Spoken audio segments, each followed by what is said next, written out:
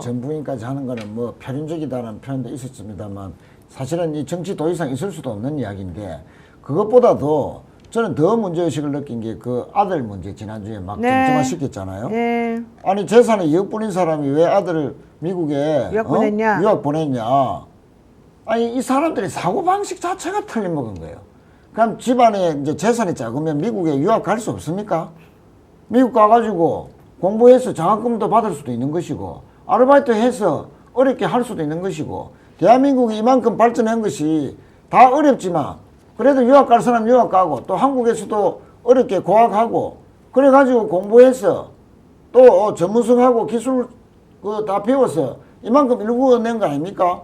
그 이제 이 사람들은 아주 귀족주의적인 생각만 하는 거예요. 이제 대한민국이 잘 사는 사람들만 미국 유학 보내고 좋은 대학 보내고 한다 하는 이런 그 소위 말하는 있는 사람들 대한민국의 계급주의적인 기득권의 사고방식이라는 것이 여실히 드러나는 그러니까 대한민국의 사다리가 이제 끊어졌다는 것을 본인 스스로가 정치하는 사람들이 어떻게 늘 꿈과 희망을 이야기하면서 가난하고 힘든 자들에게 기회를 주고 공평하게 하고 대한민국의 정의 외치고 선거 때만 그렇게 외친 사람들이 평상시에는 이딴 식의 저급한 인식을 천박한 인식을 그대로 드러낼 수 있느냐.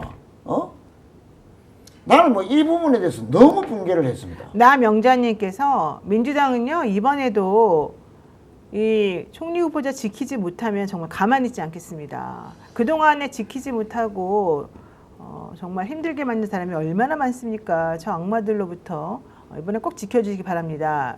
이러셨고요. 박영희 님도 민주당도 강하게 역공하고 밀어붙여야 됩니다. 도대체 이게 뭡니까? 그리고 또 많은 분들께서 도대체 검사들이 여기서 왜 나섭니까? 이렇게 기가 막힌 상황에서 수사를 한다는 게 더 문제 아닙니까? 이런 얘기 좀 하고 계시네요. 자, 그러니까 일단 청문회에서 따질 거 다 따져라. 결함이 있다면 또 소명하면 되고 그건 국민들이 판단할 거 아닙니까? 네. 그거 자체를 열지 않고 바깥에서 저렇게 이제 공방을 하면서 검찰까지 끼어들어서 자 총리 지명자를 수사하겠다라고 하는 방식 하지 말고 날짜 확정해서 이틀 동안 자 인사청문회 해라. 인사청문회 하면서 문제 제기하고 소명 들어봐야 될 거 아니냐라는 저는 일관된 논리로 가야 된다고 보고요. 첫째 시간을 미룰 여가가 없다. 그러면 국힘에서 안 하겠다라고 하면 단독 인사청문회라도 해야 되죠. 그런 각오로 원리 원칙을 가지고 제대로 따져보자는데 동의. 모든 문제 제기 다 하라. 당사자 소명 듣고 나서 판단하자. 이것도 예를 들어 국힘이 안 하겠다면 처음부터 깽판 치는 거죠. 네. 자, 저는 인사청문회 시기를 정해놓은 대로 가고 하루라도 더 늘린다면 그것도 여야간에 합의해라. 제대로 검증하자라고 해야 되는데 그렇지 않고 바깥에서 공방을 벌이는 것은 민주당이 결심을 하고 정면 돌파 각오하고 국민들을 설득해라. 이런 말씀을 좀 드리겠습니다. 손수진님께서 저들은 저렇게 사악하게 나오는데 민주당은 왜 한덕수 같은 자를 승인해 줬습니까? 정말 원망스럽습니다. 이런 얘기도 하셨고요. 김지호 대변인에게 제가 질문하고 싶은 게 한 가지가 있습니다. 지금 주진우 의원이 사실은 김민석 후보자에 대한 저격수로 맹활약을 하고 있는 중인데 네. 오히려 지금 김민석 후보자에 대한 얘기보다도 주진우 의원의 재산 논란이 더 지금 도마 위에 오르고 있는 상황이거든요. 왜 그러는 거죠? 저도 주진우 의원 관련해서 네. 재산 사항을 보니까 너무 놀랐어요. 그 주진우 의원이 20세 아들이 있는데 아들, 예. 3년 전에 한 7억 8천만 원? 8천. 네? 그 정도의 어떤 현금성 예금을 증여받아서 할아버지로부터 받았죠. 아직도 지금 보유하고 있는데 자 7.8억의 재산을 물려받으려면 증여세로 3억 정도 내야 돼요. 1억 5천에서 3억 가까운 돈을 증여세로 내야 됩니다. 본인은 아주 호기롭게 얘기하더라고요. 증여세 다 냈습니다. 그러면 그 2억 넘는 증여세는 어디서 난 거죠? 아니 17살 고등학생이 2, 3억의 돈이 있지는 않을 거잖아요. 그럼 그 돈 어디서 났냐 이거죠. 그것에 대해서는 이런 방법 말이 없습니다. 사실은 증여세 자금 출처 부분도 어떻게 돈이 형성된지 그것도 만약에 아버지나 할아버지로부터 증여를 받았다면 당연히 소명해야 되는 거 아닙니까? 아무런 소명이 없어요. 그리고 주진우 일가가 가지고 있는 70억의 돈 이것도 검사 월급 그리고 증여를 받았다고 했는데 제대로 세금을 내고 증여를 한 건지 이 부분에 대해서 철저히 따져봐야 되는데 네. 완전히 내로남불인 게 나는 합법적으로 했다. 끝이고 김민석 후보자에 대해서는 해명을 해도 당신은 범죄자, 나는 검사. 내가 당신을 범죄자라고 하면 이것이 범죄 행위야. 계속 이런 주장을 하고 있습니다. 네. 여기에 덧붙여 검찰까지 껴서 지금 김민석 후보자를 범죄자 취급하고 있어요. 우리는 법정이 아니라 국무총리 인사청문회를 하는 겁니다. 그런데 국민의힘에서 마치 김민석 후보자를 범죄자 취급하고 프레임으로 공격하고 매도하고 있습니다. 가만히 있어야 되나요? 저는 이번 사태 관련해서 주진우 의원 같은 경우는 그 의원회관에 그런 공영 공간, 거기도 사실은 공적 공간입니다. 네. 의원실에서 보좌진 사용하고 본인이 사용하죠. 거기서 싹 인테리어를 했어요. 요상한 인테리어. 전기공사도 하고요. 그 다음에 벽공사도 했습니다. 네. 여기 최은호 선배님 계신데 국회의원 중에 의원회관을 자기 사적 공간으로 인테리어 해가지고 가구도 다 빼고 페인트 칠하고 그런 사람 보셨습니까? 못 봤는데. 그럼 누가 그랬단 말이에요? 주진우가 제가 그참그 정말인가? 예, 아니고 제가 정말이에요? 직접 눈으로 봤습니다. 제가 299 제가 작년에 최고위원 출마했을 때 의원실을 다 방문했는데 이상 야릇한 의원실이 있어서 봤더니 339호실입니다. 네. 다 그냥 뒤집어 놓은 거예요. 그러면 전기공사 할 때 전기 안전공사로부터 허가 받았냐 이거죠. 그러면 다 불법 시설물인 겁니다. 이거 관련해서 제가 사실은 소방청, 전기안전공사, 구청 다 제가 민원 넣습니다. 이게 정말 적법한 인테리어인지. 아니 구청, 시청, 공무원들이 일한다고 해서 내 마음대로 인테리어 해도 되는 거예요? 그러니까 이게 그럼요. 국회는 사적인 공간이 아니잖아요. 그렇죠. 그러니까 함부로 그렇게 건드리면 안 되는 거 아니에요? 건들면 안 돼. 이 부분 관련해서 제가 어제 질의를 했기 때문에 곧 네. 답변이 올 텐데요. 아직 답은 안 왔군요. 제가 봤을 때는 주진우 의원 자체가 초법적 위치에서 정말 기득권으로 살았고 초법적 위치다 보니까 본인은 아직도 검사인 줄 알고 지금 김민석 후보자를 범죄자로 몰아붙이고 있다. 절대 참으면 안 된다. 네. 그런 그런데 생각입니다. 이 대응을 기술적으로 잘해야 되는 거는요. 주진우 한 사람을 원흉으로 몰아가지고 막 공격하잖아요. 네. 얘네들은 주진우를 영웅 만듭니다. 아, 무슨 대단한 순교자 취급할 수도 있어요. 그러니까 네. 그렇게 띄워주면 안 되고 제가 아까도 얘기했지만은 아니 국민의힘 의원 뭐 해봤자 100여 명이잖아요. 100여 명 다 조사하자 이거예요. 자체적으로. 그래서 조금이라도 이상이 있으면 아까 김종배 시의원 고발하는 수준 보세요. 이종배. 이종배 수준 보세요.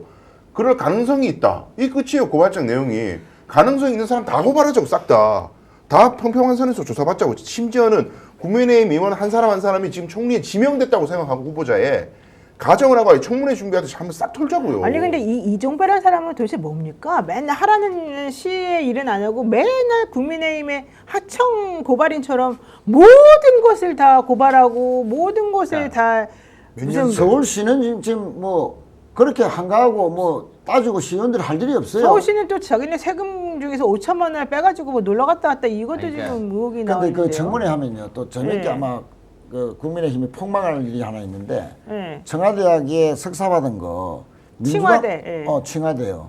청와대 아니 민주당 최고위원 하던 시절인데 어떻게 그 1년짜리 석사 할 수 있었냐 뭐 이렇게 막 하잖아요. 네. 근데 어제 김민석 후보자가 올렸죠. 자기 출입국 비행기 올렸잖아요. 네.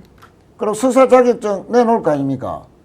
근데 이 사람들 착각을 했던 게 그때 민주당의 최고위원 할 때는 지금 우리 당 민주당이 아니고 그 열린우리당이 우리 있었잖아요. 네. 노무현 대통령 때 열린우리당이 이제 있다가 나중에 5년 말기에 또 분당이 되면서 나중에 손학규 씨가 우리 당 대표로 오는 당하고 그 즈음에 민주당이라는 원외 호남민주당이 그렇죠. 호남민주당 원외 민주당의 최고위원을 할 때야.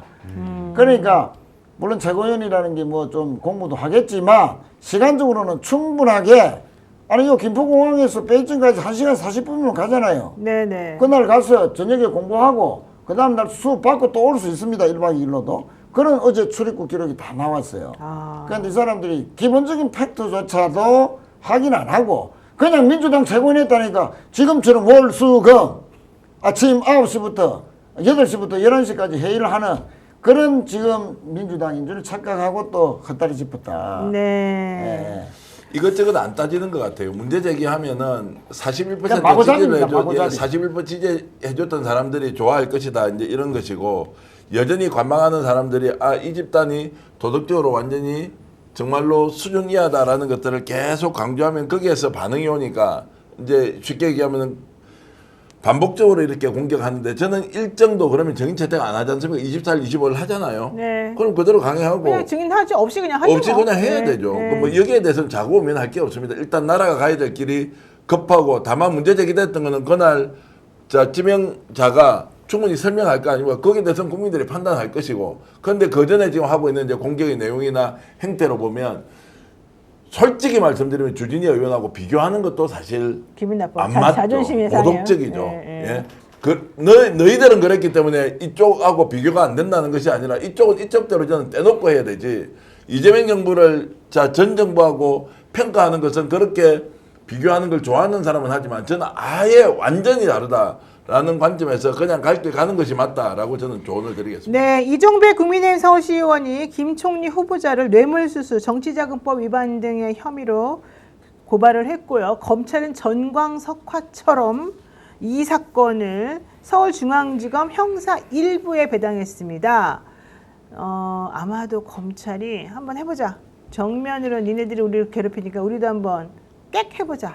저는 이런 거 아닐까 생각이 좀 드는데요. 검찰에 노림수가 있다고 생각합니다. 노림수요? 어떤 노림수가 있습니까? 자, 이종배 서울시의원이 고발한 건에 대해를 이렇게 배당했다. 네. 이거는 결국은 내란 특검이 구성됐기 때문에 본인들이 검찰과 내란 군들과 어떤 그런 비하폰을 계기로 한 고리로 한 뭔가 이 내란 관련해서 커넥션이 있을 것이다. 수사가 본격적으로 시작되기 전에 일종의 정권의 치명타를 날리기 위한 국민의힘과 뭔가 좀 호흡을 맞추고 있는 게 아닌가. 사실 과거에도 조국 장관 관련해서 그런 콜라보레이션이 있지 않았습니까? 네. 의혹 제기, 보수 유튜버들이 의혹 제기를 하고 검찰이 압수수색하고 이렇게 해가지고 완전 도륙을 내놨잖아요. 그렇죠. 저는 그러한 모습을 지금 띄고 있는 게 아닌가 의심이 듭니다. 결국은 내란 특검이 이자들에게 큰 위협이 되고 있다. 이렇게 보입니다. 이런 각도로 한번 보시죠. 지금 검찰이 해체되게 돼 있지 않습니까? 그러면 입법 과정도 있어야 되고 또 안은 있지만 이게 국회 논의 과정에 절대 시간이 필요하죠. 검찰이 존속한다는 거죠. 그러면 이종배 서울시의원 고발인을 언제 소환하는지를 먼저 한번 봐야 될 거예요. 네. 생각보다 속도를 굉장히 높이면서 검찰이 최소한 3개월 아니면 길면 한 6개월 정도 지금 존속할 가능성이 있지 않습니까?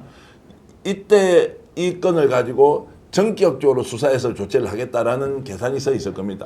그리고 심우정 지금 본인이 사표를 안 내는 이상 어떻게 합니까? 버티고 있을 거 아니에요. 그렇죠. 그러면은 이 상태에서 죽일 수 있는 사람 다 죽여보자 네. 라고 덤비고 뭔가 혐의가 되겠다라고 하면은 기소 의견으로 또는 구속영장 실제로 저는 청구할 수 있다고 봅니다. 자, 이런 것까지 지금 각오하고 대비를 해야 한다. 그렇지 않으면 이 도발을 단순히 겁죽이다 이렇게 봐서는 절대 안 된다. 그럼 이게 이것밖에 없느냐? 아니죠. 지금까지 수없이 많은 캐비넷이 존재한다고 했지 않습니까? 검찰이 해체되기 전까지 아예 타겟을 민주당으로 해서 먼지털이식으로 가보자라고 하지 않습니까? 그러면 바깥에서 고발해주고 받는 쪽에서는 정기적인 수사하고 일부 내용은 바깥으로 흘려서 언론 플레이하고 이 작전을 충분히 하고 남는다라는 전제로 저는 대비책을 세워야 한다고 봅니다. 네, 최민희 의원이 이런 말씀하셨군요. 개혁은 잠시도 늦추면 안 됩니다. 몰아쳐야 됩니다. 요즘 민주당이 협상하고 협치하고 민생 쪽으로 움직이니까 이 틈을 비집고 저러는 것 같습니다. 정말 답답해집니다만은 그래도 끝까지 우리가 움직여야 될 것 같습니다. 라고 최민희 의원이 말씀하셨고요. 하나만 제가 네. 이종배 이 사람은 22년도에 초선으로 서울시의회 돼가지고 제가 지금 확인되는 것만 22년, 23년, 4년, 5년까지 67개예요. 고발한 게. 고발한 게. 예. 근데 그러면 이 고발한 것 중에 도대체 수사 결과가 어떠냐는 거예요. 이거를 언론에서 추적하지 못하거든요. 맨날 보면 고발했다 그럼 바로 기사 나와요. 그렇지, 그밖에 없죠. 근데 그 끝이 어떻게 되는지는 아무도 보도가 안 나와. 네. 그럼 이 사람이 고발한 67개 중에 도대체 몇 개가 검사가 기소를 해서 재판까지 갔나? 이걸 체크를 해봐야 될 것 같아요. 네, 맞습니다. 이종배 시의원 같은 경우는요. 시의원이 돼서 고발을 한 게 아니라 그 전에 전부터 됐죠. 워낙 고발을 너무 잘해가지고 국민의힘에 공천 받았다는 그런 의혹이 있습니다. 보훈 공천이라는 얘기가 있습니다. 예, 국민의- 고발 보훈 공천. 예, 고발 보훈 공천. 고발 전문이면 시원할 게 아니고 대스방을 해야지. 왜 지금 서울 그리 한가한 데가 아니잖아요. 서울시. 이게 많은 걸로 알고 있는데 지금. 오늘 방송 어떠셨습니까? 마음에 들었다면 구독, 좋아요로 스픽스를 응원해 주십시오. 여러분들의 구독, 좋아요는 가장 큰 힘이 됩니다. 스픽스 구독, 좋아요